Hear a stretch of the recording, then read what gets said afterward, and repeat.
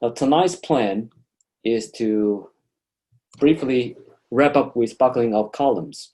And I'd like to start with the stress calculation for elastic columns, and then I move on to the behavior of plastic columns. And after that, we will close up the buckling of columns and move on to buckling of beam columns.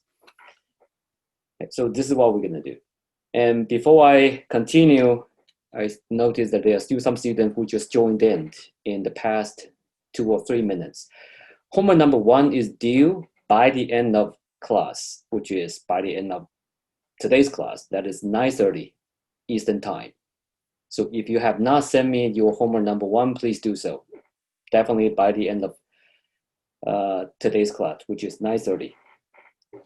Perry-Robertson formula. What is Perry-Robertson formula? Well, you remember that when we were talking about buckling of columns, we talk about the behaviors of axial force in changing the kinematics. And when I say kinematics, that can be described by the deformation shape. For elastic columns, if we use Euler's column as an example, when axial force is applied here, the deformation profile will change to become something like this. Of course, for the first mode, you have seen this so many times, you should be familiar with this. Now, one question that structural engineers are interested is, what about the stress distribution inside a column? Now, we had the similar discussion last week, which is about the stress versus slenderness ratio curve. You remember seeing this curve that we talked about last week, right? Which was this. From here, we can distinguish long columns from short columns by what? By the moment when the column fails.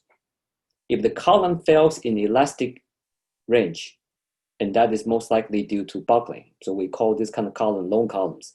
If the column fails, not because of buckling, but because of yielding, then we call those kind of columns short columns. That's the conversation we had last week. So another fact which that formula did not consider is the initial imperfection in its geometry. What does that mean?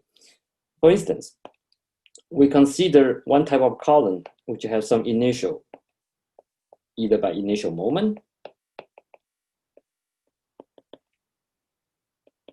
or eccentricity. So the first one, the second column is the one with eccentricity.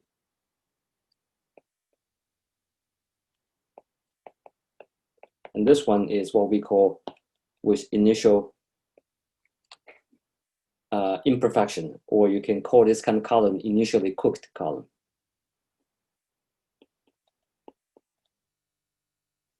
And in the first case, we can define this by this coefficient eccentricity, which is E. Actually, the P is not applied here. If it applied here, there won't be any eccentricity, right? So the eccentricity should be this. So let's correct that. P is applied here. And this is our eccentricity. In the case of initially cooked column, that means the initial deflection here can be denoted by delta naught. And Perry-Robertson's formula is used to determine the stress, or the maximum stress in here. I will just give you the expression here. Basically, maximum stress is determined by this formula, which is P divided by A. A is a cross-sectional area, of course, times this ratio. And this ratio is 1 plus delta naught times C divided by R squared times 1 over 1 minus P over PE. And what is PE? PE is what we call Euler's load. And you already know very well that PE is pi squared EI over L squared. This is what we call Euler's law. And what is C? C is the distance from neutral axis to the outermost fiber for the cross-section. What is R? R is the radius of gyration, right? So we all know that. And what is R squared? R squared is the ratio between moment of inertia divided by cross-sectional area that we know.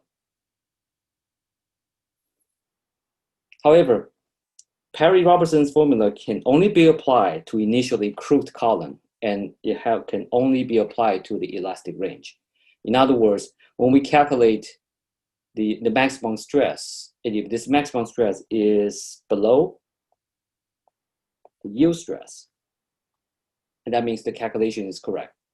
And if you calculate the maximum stress by using Perry-Robertson's formula, turns out to be greater than the yield stress or the fractional stress of the material, then that means your calculation is not accurate. You should not use this value. So just keep in mind that this is only true for elastic range. That means there's no yielding.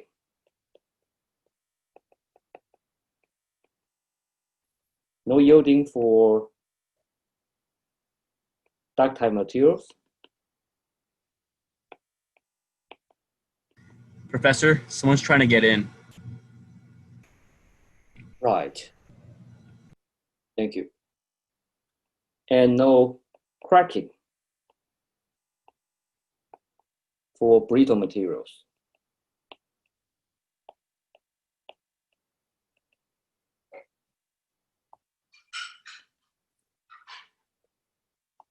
As a student in structural engineering, you must wonder that the knowledge you learn from school, how applicable are these topics? Now, from structural stability, you will learn how to use mechanics and mathematics to predict the buckling behavior of structures, even there's no yielding occurs. However, in reality, there are also other topics that you may want to learn if you really want to predict the actual behavior of materials or even structures. And here we said that we do not consider yielding. And in the following topic, I will show you some simplified theories to predict the loading or this maximum stress when the column enters the plastic range. However, the topic really in that area is what we call plasticity or plastic design, which is a totally different topic. So if you want to learn about when there's a yielding, what kind of topic you need to learn to study the actual behavior of materials or structures. There are two topics. One of them is called plasticity. Plasticity is one subject in theoretical mechanics. Another topic is called plastic design. In structural stability, I would use one example to show you how do we use techniques in solving the plastic behavior or understanding the plastic behavior of structures. And the other one, when there's a cracking, obviously you understand that plasticity and plastic design are important for ductile materials such as steel, right? What about cracking? You will need the subject as what we call fracture mechanics.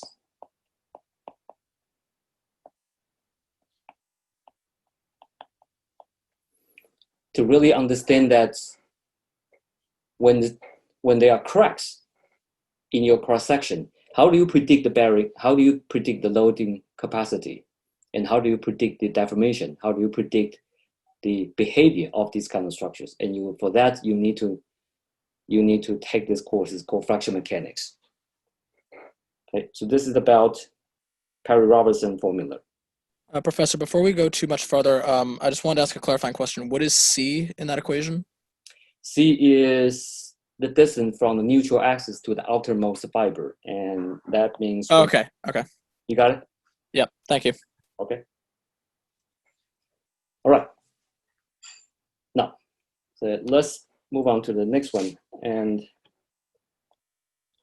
the next topic the next concept I'd like to talk about it is, you know that we define this parameter is called effective length, right? Or effective length factor.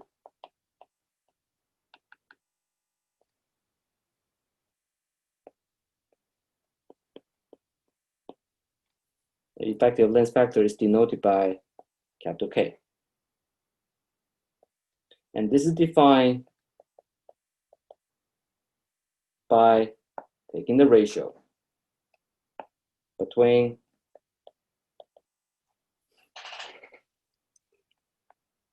PE and PCR.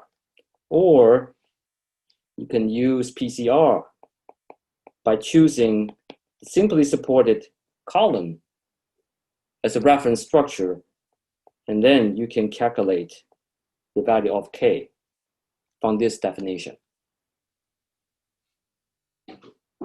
Now we just talk about the yielding and also cracking. Then suppose we consider a cross-section. It's made of ductile materials. And then we know that the yield load can be defined by Py and equals to the yield stress times cross-sectional area, which is A times sigma y. That we know. And if we take the ratio between PCR and Py,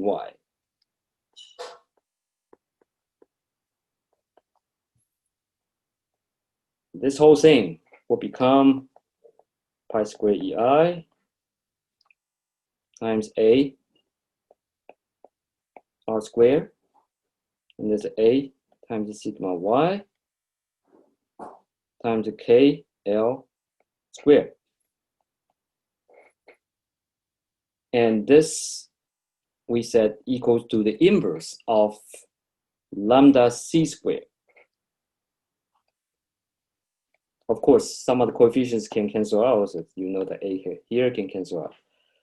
So what's lambda C? Lambda C here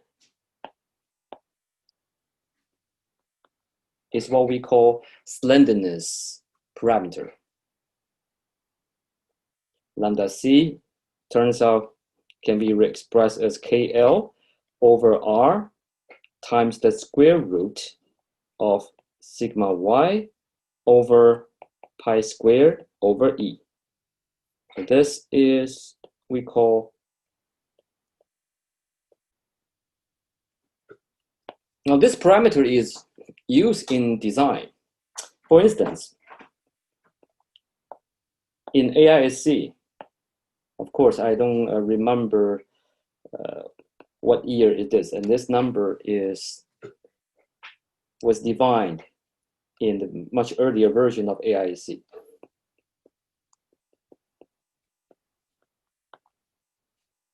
We will distinguish elastic column and inelastic column by this ratio or by this parameter. And when this slenderness parameter is less than square root of 2, which means that your loading is greater than half of the yield load, or we can just say that Py over 2. And then we call this kind of columns inelastic column.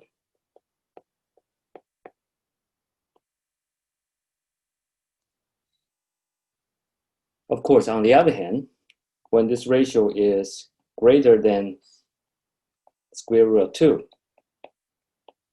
that means P is less than Py over 2.